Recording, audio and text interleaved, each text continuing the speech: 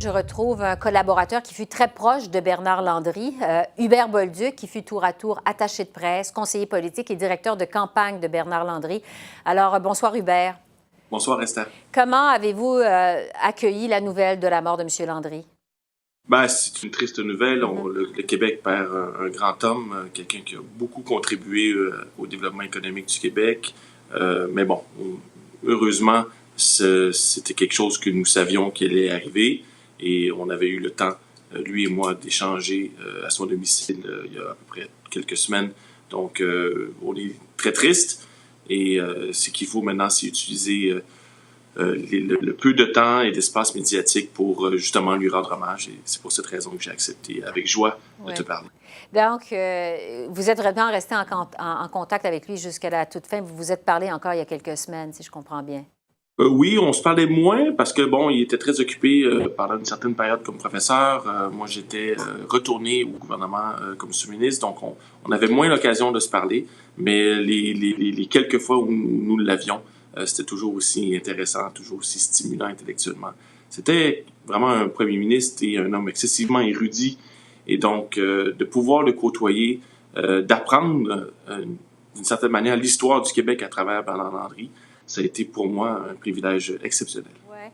Bernard Landry, évidemment, c'est un homme qui était très intelligent, c'est un amoureux du Québec, un amoureux de la langue française, il était reconnu pour sa grande culture, il s'exprimait parfois avec des locutions latines. Tout le monde se rappelle de son Audi Alteram Partem en campagne électorale en 2003, mais aussi reconnu pour son tempérament passionné et, disons, bouillant. J'aimerais savoir, Hubert, comment c'était travailler auprès de M. Landry?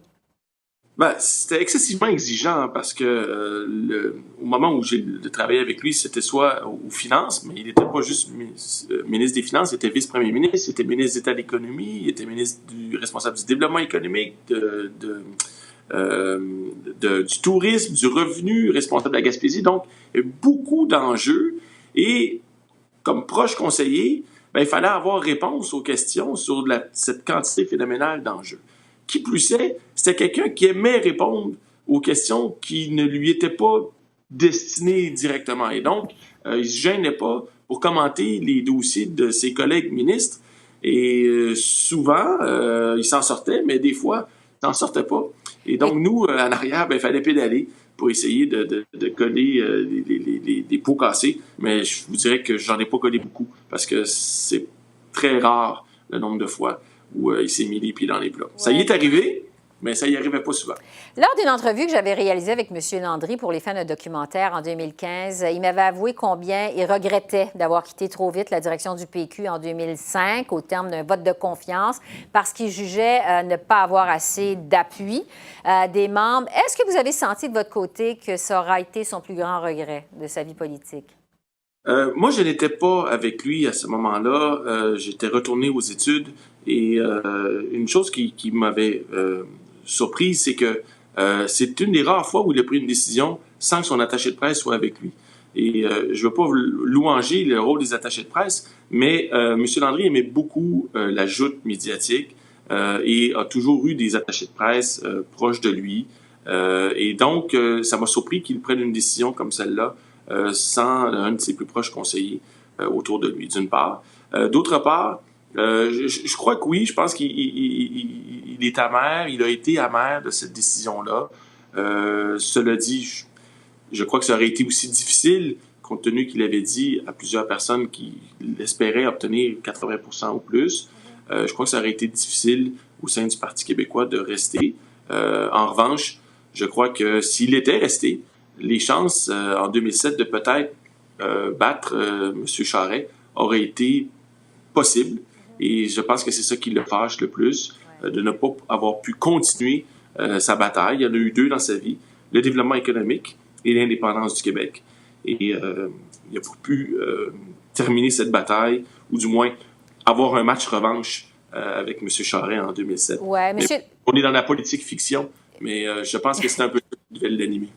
Il nous reste seulement qu'une minute, Hubert. J'aimerais savoir quelle est, selon vous, sa plus grande réalisation, parce que c'est quand même 30 ans de vie politique, 40 ans de vie publique, plus que ça, même M. Landry. Et quel est le plus beau souvenir que vous gardez de lui, en moins d'une minute?